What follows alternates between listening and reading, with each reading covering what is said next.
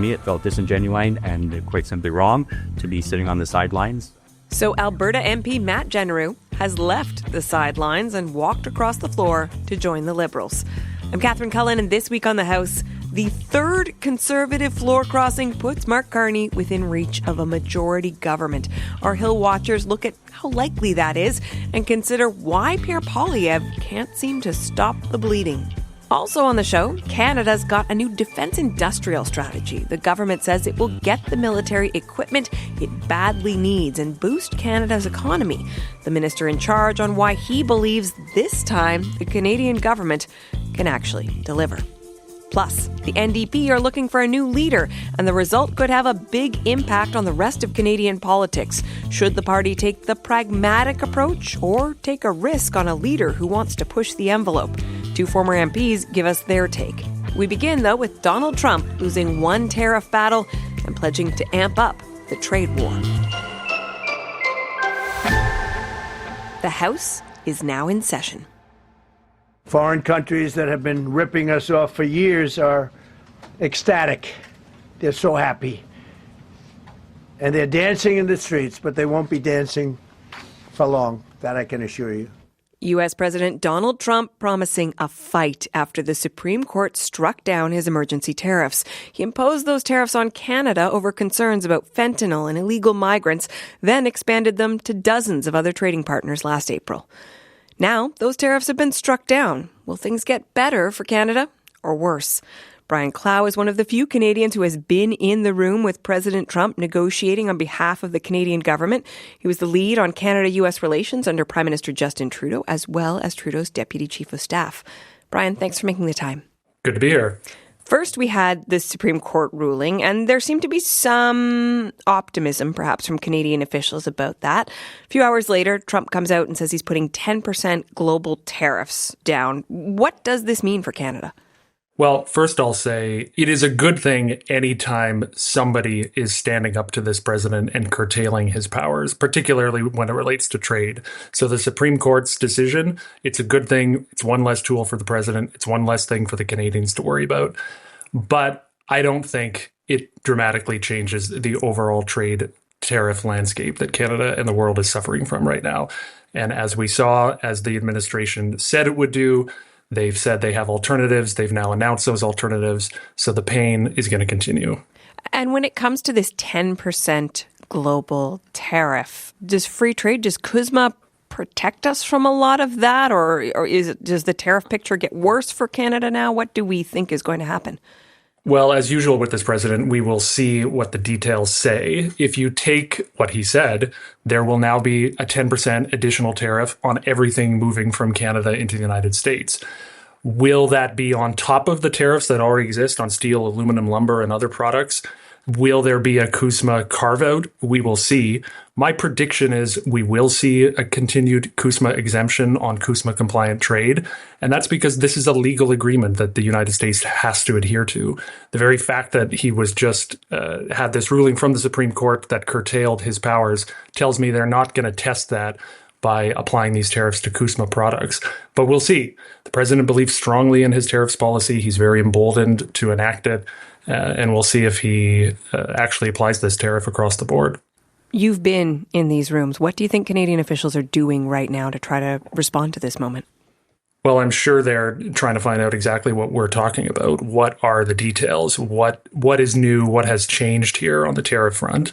But I also know that they will be looking longer term the next few months as they continue to prepare to sit down with the administration to review the CUSMA agreement. We have a new ambassador in place. We have a new chief negotiator in place. They have very complementary skills. And they're the ones who are going to have to sit down across from Jameson Greer, from Howard Lutnick, and actually negotiate all these issues. But it's going to be tough. It was going to be tough coming into today. It's tough coming out of today. And that's because, as I said a moment ago, this president believes strongly in his tariff policies, and he's not going to back off easily. You say it's going to be tough. I mean, what do you see when you look ahead to those negotiations that are so critical to Canada's economy? Well, there are three buckets of issues that are going to need to be dealt with. One, the administration has identified all sorts of complaints they have about issues contained within the CUSMA agreement. You know, these are supply management. These are some digital sovereignty questions, online sovereignty issues that the administration has complained about, for example. Those are going to have to be dealt with. Then there's the sectoral tariffs that Trump has applied to various sectors like steel, aluminum, and lumber. These are going to have to be discussed. And then there's a third bucket, which I call the who knows what bucket, of things that the administration maybe today doesn't even know it's going to bring forward. We all lived through 2 weeks ago when the president had his tantrum about the Detroit-Windsor Bridge. 2 weeks before that, he was on about Bombardier jets. So there's constantly this unknown that Canada has to prepare for as best it can. And we're all living in the who knows what bucket these days. Exactly. Listen, it's going to be a rocky, messy few months. Indeed. Well, listen, Brian, thank you for giving us some perspective on it. I appreciate your time today. Great to be here. Thanks.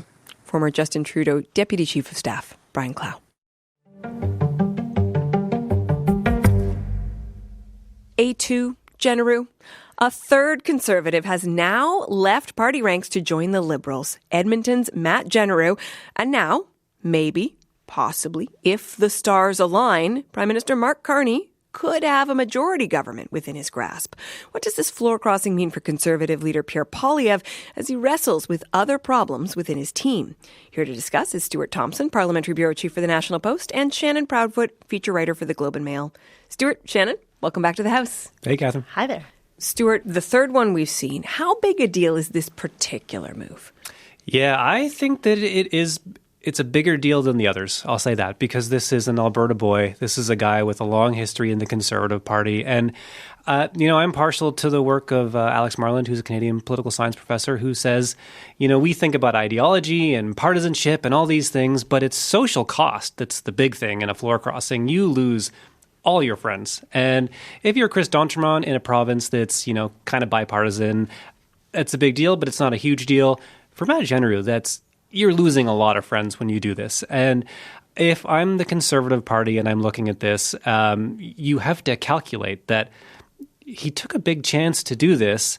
And there are probably others who you thought maybe wouldn't take a chance like that, who you're now second guessing. So I would be worried if I was the Conservatives because, people like having friends. So it takes a lot to get them away from their friends. Shannon, when we pull back, 3 floor crossings is pretty wild. Now, in this case, Generou said he was leaving in part because of Mark Carney's Davos speech. It made him think about the need for national unity, not wanting to sit on the sidelines. But again, when we zoom out and we look at these 3 as a whole, why is it that Mark Carney is having so much success luring Conservatives away from their party? Yeah, and it's also the drip, drip, drip. Every month or two, there's a new one. This one, Matt Generou, there were really strong rumors about him back in the fall, and then they died down or were forcibly quelled by him and Pierre Poilievre saying, I'm stepping down for family reasons, but not until the spring. And this one, kind of like Michael Ma's defection, came out of nowhere. In this moment, there was no warning. There's lots of reasons people give for crossing the floor. They will always publicly give a very high-minded reason. In this case, it's for national unity, the Davos speech, blah, blah, blah, which doesn't explain why there were rampant rumors 4 months before the Davos speech happened. But there's all kinds of reasons people cross the floor. Stuart's right, big social cost. But it could be, my party that I'm leaving feels like a loser. This party I'm going to feels like a winning team. I don't like the leader I'm leaving behind. I think the leader that I'm going to is either a nicer boss or has more vision or smells like a winner. But it doesn't matter any of those reasons. They're all bad for Pierre Poilievre and good for Mark Carney. And I think at a certain point, this becomes sort of a rock rolling down a hill. It's just this feeling of drip, drip, drip. When is the next one? This comes not long after Poilievre got this resounding approval from party members. But then within his caucus, there's people being peeled off one by one. It just, that negative momentum, I think, is incredibly damaging. Yeah, Stuart, perhaps Pierre Poilievre had a little bit more spring in his step after that review. I don't think we would still say that's true now. And so it leaves us with the question, why can't he stop the bleeding? Yeah, it was a short spring for Pierre Poilievre. And I think that leadership review was interesting, though, because when you spoke to people around that, it's not like they don't like Pierre Poilievre or, they have any problems with where he's ideologically taking the party. But almost everyone, you talk to MPs and they say, well, if there was an election soon, we'd probably get smoked. Mm-hmm. And if you're a sports fan and your team is saying, well, we don't have a chance in this one, that's a really bad sign, because most political parties, they can at least talk themselves into the chance. And when you look at the polls, it's not like the Liberals are 20 points clear right now. So, although Carney is 20 points clear, Poilievre, or Mark Carney's like personal numbers are pretty good. And I think that's what people are looking at. Approval of the government and approval of Carney are sky high right now. That could be something of a honeymoon effect, but it also could just be that Canadians are weighing in on how they feel about the government.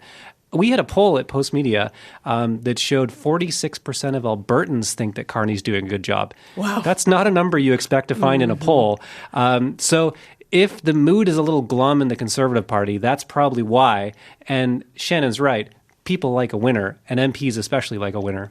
And Shannon, Matt Genereux is not the only problem Pierre Poilievre is facing, not even this week, because we saw him have something of a clash with one of his own MPs, Jamil Jivani. Jivani recently visiting his friend, U.S. Vice President J.D. Vance, along with other members of the Trump administration in Washington, D.C.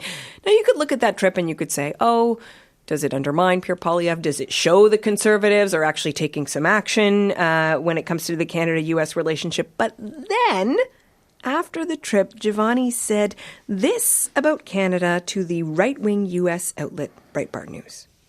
We are shooting ourselves in the foot if we continue this anti-America, hissy fit. And this is the kind of reason I'm trying to talk into our government and some of the Liberals who have just gone way off the reservation on this. Shannon, how significant is it that Poilievre publicly said this week, that's his position, I speak for the party, and also that he didn't agree with what Jivani said? Yeah, I mean, that's pretty grotesque gaslighting from Jivani. That's an interesting version of the last year. I think it creates two different problems for Poilievre.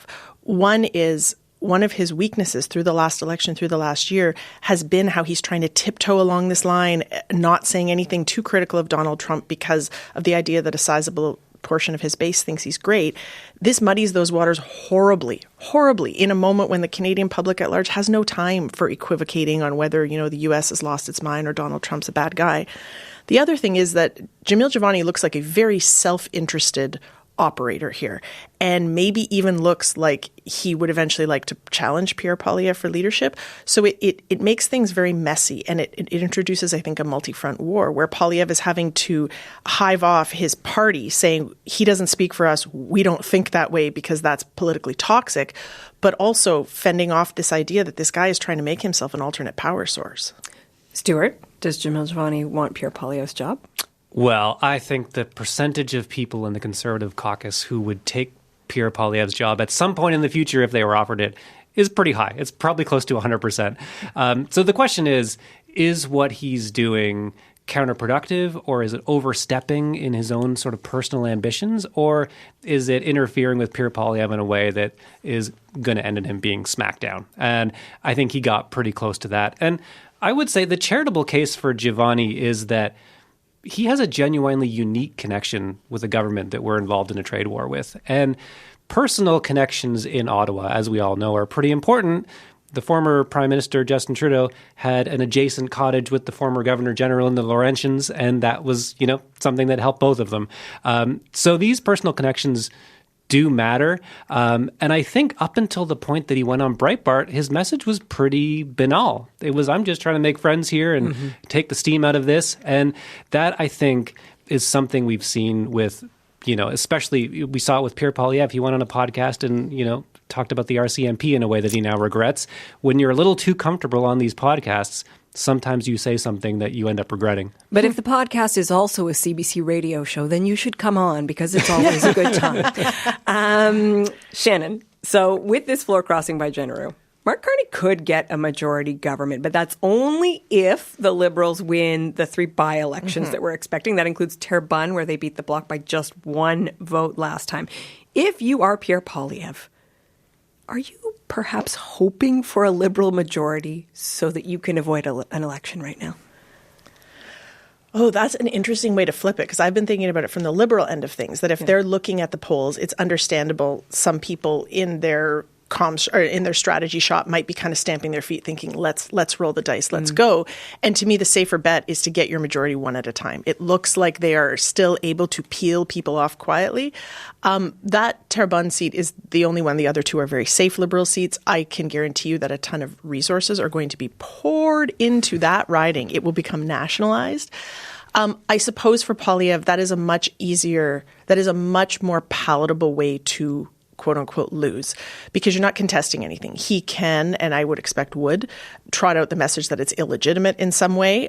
It's not really, but it would leave a strange taste in people's mouths if he sort of gets it piecemeal. So I think that is an easier case for him to make. Whereas if Pierre Poilievre runs a second election against Mark Carney and loses, I think he would have a very hard time holding on to the leadership at that point.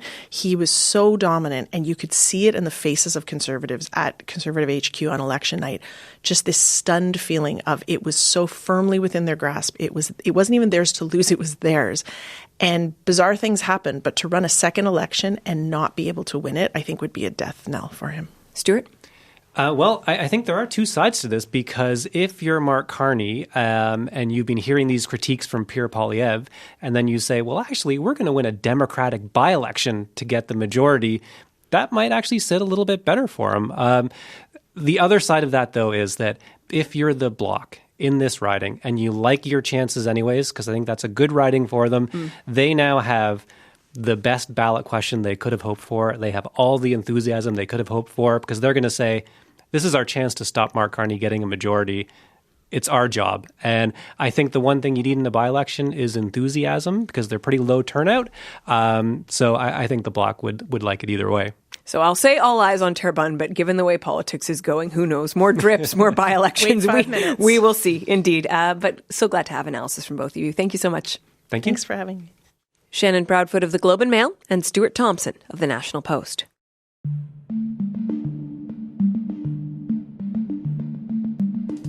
Still to come on the House podcast, the government is betting big on Canada's defence industry.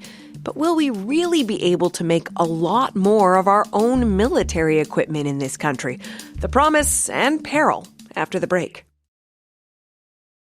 I'm Catherine Cullen. You're listening to The House, making politics make sense. Make sure to give us a follow so you never miss an episode. And tell us what you think of the show. You can email us at thehouse@cbc.ca.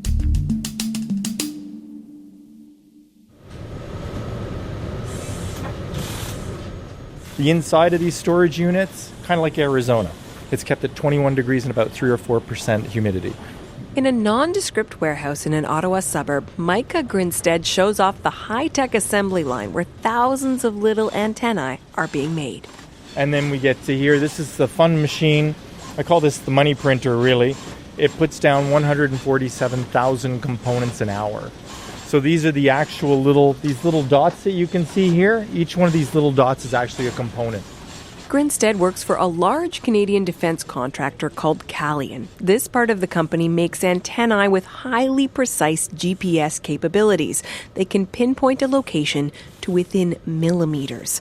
They have a few military uses, for instance in drones and for anti-jamming abilities, like when the enemy is trying to block your communications. This machine here is a fancy machine from a company called Omron. It does 28,000 inspections in 14 minutes. This is worth its weight in gold. This part of Calian's business has been growing steadily, and the new defence industrial strategy announced by the Prime Minister this week means more growth is on the way, according to Chris Pogue, president of Calian Defence and Space. The facility you're in right now is a facility that's grown 4 times in just the past couple of years in terms of, and the demand globally for what they do. So we're already hiring, we're already expanding because of the demand for the capability that was built here in Canada. As we go into this next strategy, where it's a strategy of building, partnering, or buying from others, where we say build and we think about the kind of stuff that needs to be built in Canada, those will lead to tons and tons of great paying jobs, but also jobs that generate intellectual property. And that intellectual property means that that same company can now export to a global market. It can build not just jobs, but wealth. And I think that's a key part of this story that Canada is embarking on. The government's long-awaited defence industrial strategy was announced Tuesday. It's supposed to spur economic growth and create over 125,000 jobs, while also creating a robust defence industry here in Canada, one that's not so reliant on the Americans. But procurement in this country has been notoriously slow. Pogue says whether this strategy works will depend on everyone involved. I think everyone has to behave differently if we want to make a strategy work. The Prime Minister has put the vehicle in gear, right? He's moved the transmission into drive. But there's a lot of things between that move into drive and all the gears to actually have the vehicle move forward and the wheels spin, or the wheels drive you forward. And that means industry has to be willing to behave differently. We have to interact differently. We have to create more collective industry where we're trying to solve a problem rather than fighting over it. I believe this is a moment where we're trying to grow an industry, and we should grow it together rather than try to fight over some smaller piece. So, will this new strategy mean the Canadian military will get the equipment it needs? Murray Brewster is the CBC's senior defense correspondent. Murray, thanks for being here. Thanks, Catherine. I'm happy to be here. So, we have this big, sweeping strategy. It has been in the works for a long time. What is the goal, fundamentally? The purpose is twofold. Rebuild the country's defense industrial base, which has largely crumbled or been mothballed since the end of the Cold War. And the second intent is to rearm the Canadian military as quickly as possible. I would suggest, though, that there's a greater emphasis on the economic side of the strategy based upon what we've seen this week. It does feel like we've been here before, that we want Canada to get the payoff in terms of jobs, economic boost when we buy military equipment. You can think of the shipbuilding program, for instance. How is this strategy different from what's been done in the past? Well, we have been trying to do this for years with varying levels of success. The whole federal department has been built around the concept of extracting promises from major international defense companies. And essentially, the best example I can give you is we spend $20 billion on a piece of military equipment. The winning bidder has to promise to spend the equivalent in Canada, and that can be sprinkled across different economic sectors. For example, Irving Shipbuilding invested $40 million in an Alberta French fry plant a few years ago as part of its offset for building warships. French fries. French fries. Okay. Needless to say, it is complicated and bureaucratic. It's contributed to delays for getting military equipment. Now, what the strategy is intended to do is give clear guidance. Priority number one, buy at home. Now, if they can't do that, then they can go out and see what allies have, and perhaps they can partner with allies to buy together. Now, if they can't do that, then it's a matter of buying off the shelf. I mean, industry is kind of qualified in its assessment of whether the strategy is going to work. Here's Kristen Cianforani of the Canadian Association of Defence and Security Industries, the lobby group that represents Canadian military contractors. Anything is possible. Will it be challenging? It absolutely will be. This procurement system has not been able to be reformed in the last 12 years that I have been in my current role, and in the last sort of 30 years that I've been in the defense industry. So it is not going to be easy to reform this very, very large and monolithic and somewhat spindly procurement system that we've been using for a very long time. But the start of it is at least ensuring that the political will to do something like this is there. So that's a perspective from the defense industry. Pierre Poilievre, the Conservative leader, shared his perspective this week. Let's listen to what he is saying about Mark Carney's plan. His new proposal adds 6 new bureaucracies, agencies, councils, units, and other bureaucracies that will actually gum up and slow the system down. He's got a new $1 million man heading up the Military Investment Agency, a guy who doesn't even have a military background. We don't need more high-priced CEOs and bureaucrats. What do you make of what he said there? Well, he's not entirely accurate. I mean, according to testimony before the House of Commons Government Operations Committee recently, Doug Guzman, who is the CEO of the Defense Investment Agency, Mr. Poilievre is referring to, basically, Guzman testified that the agency has thus far stolen bureaucrats from already existing departments, DND, PSPC, ISED, telling them to bring their defense files with them. Now, when the industry says it's worried about bureaucracy, what it means is that there are still too many chefs in the decision-making kitchen, chefs who are not willing to stick their neck out to get projects moving. Here's Kristen Cianforani again. The top is different of this organization, and it has been let's say, removed and focused outside of the line department, which is public services and procurement. So it may have a better chance to be more directive and less pulled in all directions, you could say. But make no mistake about it, we do have, and we have expressed a concern that if those individuals and the political will most certainly are not heavily involved in directing the public service to make changes, then this could be the Achilles heel of the strategy. Always have to be worried about the Achilles heel of a strategy. One of the fundamental questions here, though, Murray, you addressed this off the top, is actually equipping the Canadian military, getting equipment into their hands. So what is our sense of how likely this strategy is to do that? Well, the fact remains is the Canadian military's equipment is in rough shape, and we heard how rough earlier this week when defense officials said only 42% of the Air Force's inventory is ready to fight. 51% of the Army is ready to go, and 68% of the Navy. Now, they need new equipment now, and it has been for the pieces of military equipment and getting them into their hands that there has been the biggest struggle. So essentially, to get equipment into the military's hands reasonably quickly, we may have to end up skipping step one of the strategy and maybe even step two and buying off the shelf from either the U.S. or other allies. Now, what folks have to understand is that Canada has very few arms manufacturers in this country that produce equipment from raw material to finished product. We build components. And a big chunk of the defense industry in this country has been what one expert describes as a branch plant economy, with big U.S. contractors opening Canadian subsidiaries, many of which manufacture parts. Now, there are some exceptions to this, for example, GDLS in London, Ontario. But the purpose of this strategy is to make us more sovereign and independent. The question is, how do you do that when your industry is largely building parts to feed into the U.S. system or even the Allied system? Here's Wendy Gilmore, a Canadian and former Assistant Secretary General for Defense Investment at NATO. Challenges to our sovereignty can come in many ways, and we need to have the independence of action to respond to those. So that speaks to continuing to work with the U.S., but figuring out a way to source and to access capabilities that are not directly tied to American largesse. There's nothing in this strategy that says that we're not going to continue to be a branch plant economy for military capabilities.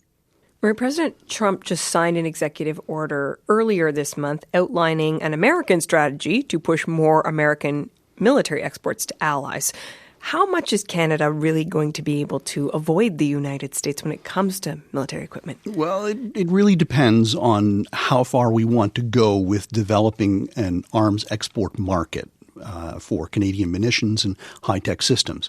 I mean, the U.S. is the premier arms maker in the world, and the executive order wants to reinforce selling to allies and making them dependent upon U.S. weapon systems. I mean, for the most part, America builds the fighter jets, the tanks, the vehicles that allies want. Just ask the Canadian Air Force.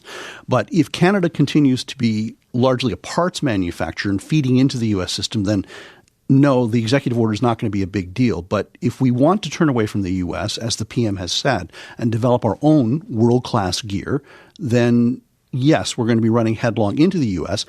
And we actually got a hint of that this week when the U.S. warned European allies against adopting defense policies that would favor their own domestic industries. Now, another part of this strategy is increasing Canadian defense exports, and that does mean potentially selling weapons to countries that some Canadians may not be comfortable with. What is the government saying about that priority, Mary? Not very much. I mean, it is the sort of elephant in the room, I guess.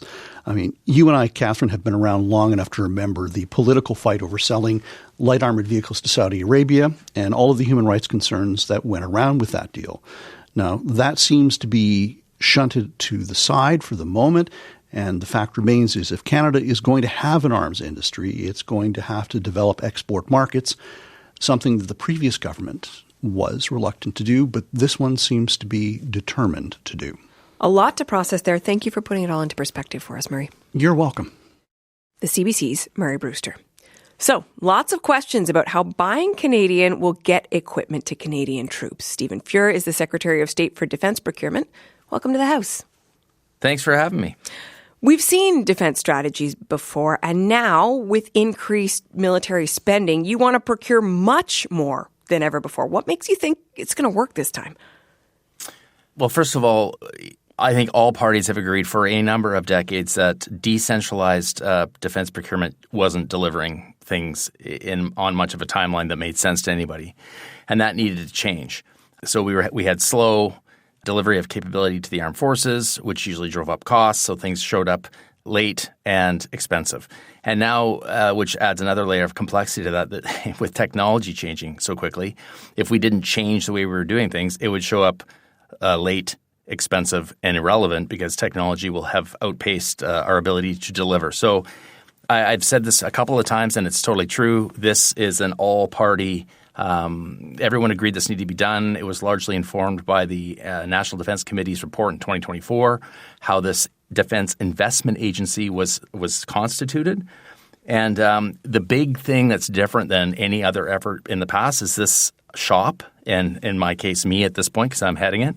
I have authority. I have contracting authority for the Government of Canada for purchases, defense procurement over $100 million. We have resources, and the budget that we've been talking about for several months now has money in the budget to spend on defense procurement. So we have all the ingredients we need to press forward at a pace that will meet the moment. So you say, all party agreement that certainly that something needed to happen, that things needed to improve. But I'm sure you're aware that the Conservatives are saying that ultimately you're just adding more bureaucracy. And some of what we heard from industry is that they are worried about decisions actually getting made in a timely fashion. So how do you reassure all those folks? Well, I would just point to the obvious. We just announced the DIS a few days ago. And my shop, the Defense Investment Agency, has really only been stood up officially for several months, a couple of months, just before, I think it was November. But we've already moved on procurements. We announced a contract award on Global 6500 for the RCAF to replace the Challengers. We announced a strategic partnership with Telesat MDA to deliver mill-grade SATCOM to the Canadian Armed Forces. And submarines. Every critic in Ottawa, I haven't heard one that's kind of scratching their head going, hey, they're on a path to success. Out of the gate, we are going to more likely than not announcing a winner on subs this year in 2026, and we're tracking to have subs in the water by 2032. Contrast to what was on the calendar prior to the DIA getting involved, it was contract award in 2028, sub in the water by 2035. So those are three tangible examples of the rate that we're moving in a very short period of time. The submarines in particular, though, those are going to be built by other countries. I appreciate you say it's happening faster, but when we get to this question about beefing up the industry in Canada, we heard from Wendy Gilmore a few minutes ago who says ultimately Canada is kind of a branch plant of the United States. Is it realistic to imagine that Canada is going to shift into building a significant amount of military equipment on its own because of this strategy? Yes. All we need to do is nurture it. It's there. We just haven't nurtured it properly. The default position, for whatever reason, over time has been U.S. foreign military sales. We just got comfortable doing it that way. And it was just something that we did without really thinking about it. But we have world-class capability and capacity in a number of places. Aerospace. Canada is one of the only countries in the world that can design, build, and certify a transport category aircraft. We need to preserve that. Canada is only one of the only countries in the world that can design and build a heavy icebreaker. Other countries are starting to take notice of that. AI, aerospace, space, MDA space. We have amazing capacity and capability here. I haven't even started to get down to our SMEs, which are also very awesome. We just need to invest in them and help them get a leg up, and we will do that. The United States released its own America First defense strategy, and one of their priorities is to sell military equipment to allies. So you're talking about beefing up Canada here. Have you had any assurances from the Americans that Canada's plan isn't going to tick them off? Because we see what happens when the president is not happy. Well, we've all kind of come to the realization that we need to be more resilient, right? We just can't depend on the U.S. like we used to, and we're going to do that. So some of those areas that I mentioned, aerospace, shipbuilding, space, AI, where we're already world-class, we're just going to do more at making sure that where we can just buy from ourselves and also help promote exports. Everybody on this planet wants to work with Canada right now. Well, Minister, the question isn't should we be more resilient? The question I was asking is, are we going to feel some heat from the Americans for it, which is a different thing? Do you have any assurances that they're not going to be mad? I don't, competition's good. And if we're going to compete with the Americans in some spaces, then that's just what's going to happen. I mean, competition is good for everybody, the customer, the space, and Canada can compete and Canada can win. And we're going to demonstrate that going forward. If this strategy works as you hope, I wonder if you believe most Canadians are comfortable with the idea that a significant plank of the Canadian economy becomes about providing not just military equipment, but in some cases weapons to the world. Well, I mean, I think where I'm looking, and I'm pretty sensitive to what's going on. I think right now there's big support for this. I don't think I know. If I look around, I talk to a lot of people, I read a lot of materials. There is big support for this. It's one of the planks to us being more resilient. One Canadian economy, we've talked about that, major projects, Build Canada Homes, and defense procurement. Those four things are going to help Canada move its own way where it has to, economically speaking. Well, I guess what I've wondered, though, Minister, is I hear you that we've been talking a lot about doing more for Canada, but I do wonder whether Canadians understand when it comes to how much money we spend in this country, how much more of a priority our military is really going to be. I think that we will have the support. I think we have the support of Canadians on this right now. I think all the evidence would bear that out. But I think a large part of that is driven by circumstance. This circumstance that we find ourselves in may, persist, a year, 2, 3, 4. I don't know how long. I think that sentiment, this is my opinion, will remain as long as Canadians see value in that. And what I mean by that is if it's not just about ships in the harbor and planes on the ramp and tanks in the field, it's about stimulating the Canadian economy and creating good jobs and careers for people. I think they'll support it as long as it's doing those other things. I think we'll have the support as long as we need it. Okay. Minister Stephen Fuhr, thank you for this. Thanks very much. Stephen Fuhr is the Secretary of State for Defense Procurement. While floor crossing has thrust plenty of attention on the Liberals and Conservatives this week, the New Democrats are entering the final stretch of their leadership race. 5 contenders took to the stage on Thursday for one last debate. I know how to win. I know how to build support. I know how to beat Conservatives. We need a leader who can win. We need a leader who can rebuild, and I am that leader. Now the NDP has a clear choice. The same approach that brought us to an historic low in the last election, or a new vision that is unmistakably bold and courageous. The working class just doesn't see themselves in us anymore. So they went and found another home. And so we need to bring them back. We need a guaranteed livable basic income. We need a wealth tax. We have to end the fossil fuel subsidies. As a farmer, I see our world from ground level. It's a very different perspective from those who have been making destructive decisions from the corner offices of corporate towers. Off the top, that was Heather McPherson, Avi Lewis, Rob Ashton, Tenille Johnston, and Tony McQuail, the 5 candidates vying to lead the federal NDP. Are any of those visions enough to help New Democrats thrive? Or is the party that won just 7 seats in the last election simply trying to survive? I'm joined by 2 former New Democrat MPs for their take. Nathan Cullen represented Northwest BC for 15 years, later joining the provincial NDP government in that province.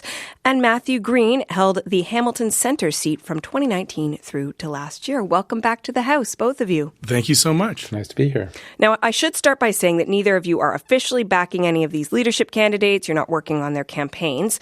Before we get into what they're putting on the table, I just want a brief thought from both of you. What do you think the federal NDP needs right now most in a leader, Nathan? I'm going to go with 2 things. It needs attention and it needs energy. Needs that reason for people to look over with so much space being made available by Mr. Carney on the left and center left. And it needs that energy of where we're at, which is in that rebuild, re-energize, reconnect phase with people who were involved with the party, but also people who say they're open to voting for the party, which is 35-40% of Canadians, but are not saying they're support us right now, which is 6, 8, 10%. So those are the 2 things that I'm looking for. Matthew, you were one of the NDP MPs who lost their seat in last year's election. There are no New Democrats representing Ontario in the House of Commons right now. What do you think the next leader needs to do to rebuild what was lost?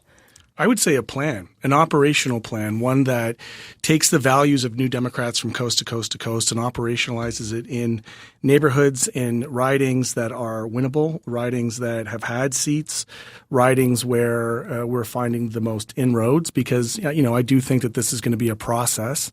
And so without anticipating an orange wave, although things do happen fast in politics, as we've just witnessed, I think that what I'm looking for most out of a leadership is a willingness to authentically and honestly engage with what went wrong and then change course, because we've tried a very similar approach over the last couple of elections, focusing solely on a leader and an individual.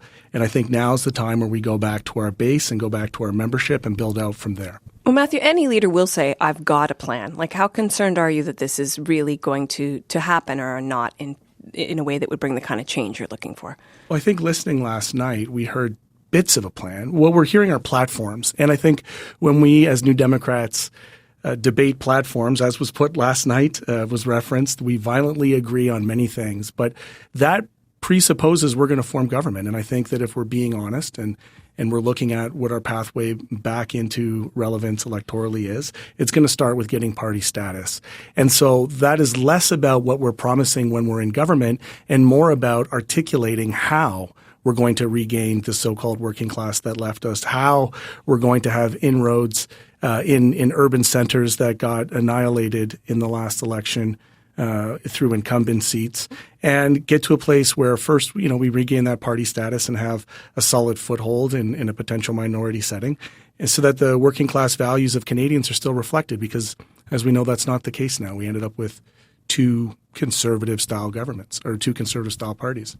And I will note, you talk about keeping party status. Even now with 7 MPs, there have been questions about Laurie Idlout crossing over to the Liberals. There are questions about whether the only Quebec MP for the NDP, Alexandra Bouleris, might leave for provincial politics. So there's even just the question of keeping the MPs that you have. I want to dig further, though, into the state of this race. There are two perceived frontrunners, Edmonton MP Heather McPherson and filmmaker and activist Avi Lewis. We're going to hear from both of them. Let's start with McPherson and how she framed her pitch for the leadership during the debate. So many of the things that define us as Canadians, things that separate us from the United States, are there because of New Democrats. We have a responsibility to live up to that and win more seats so that we can do even more for people. I have a plan, I have a record, and I have the energy to hold this government accountable until we are government. Here's Avi Lewis touching on some of his proposals during the debate. A public option for groceries, cell phones, internet connection, a public bank through Canada Post and postal banking. These are measures emphasizing the responsibility of the government to step up and govern and use our public resources in the public interest. Not everybody on the stage is willing to go there, but that's the only way that Canada can build a Trump-proof economy. Nathan, what stands out to you when you line up those two candidates side by side? They're tonally very different. The way Heather is presenting herself as a pragmatic, careful, collaborative leader, this is her approach.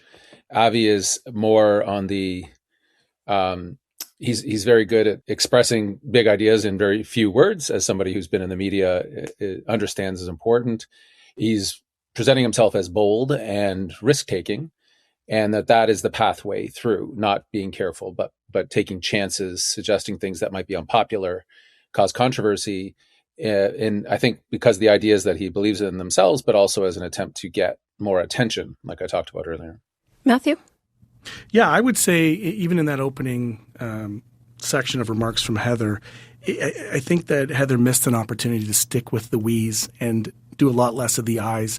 And what that tells me is that the people that are around her are very much the status quo communicators that will shape the party under the personification of a leader. And in that way, I think Nathan is quite right. She does represent a very status quo, pragmatic path forward. And I think on the other side, what Avi offered is bold. And I think the question that people will always have when it comes to New Democrats with bold ideas is how will you pay for it and how will you get it done? And so I think this represents a bit of a clash between a status quo kind of outlook versus a more kind of bold and coalition movement-based approach, a more collective approach on the other side with Avi. Well, Nathan, it's not just, though, as Matthew says, how will you pay for it and how will you get it done, but also, is it the right choice? And Avi certainly is putting out some more bold ideas, for instance, talking this week about not meeting that 2% of GDP NATO spending requirement. But do you think that's where Canadians are right now, that those are the kind of ideas they want to hear more about? It does. The opinion polls suggest it's offside with the majority. Yeah, potentially. These are always two steps, right? The first step is becoming leaders. So your first pool of people you're appealing to in every leadership race is to your membership, obviously.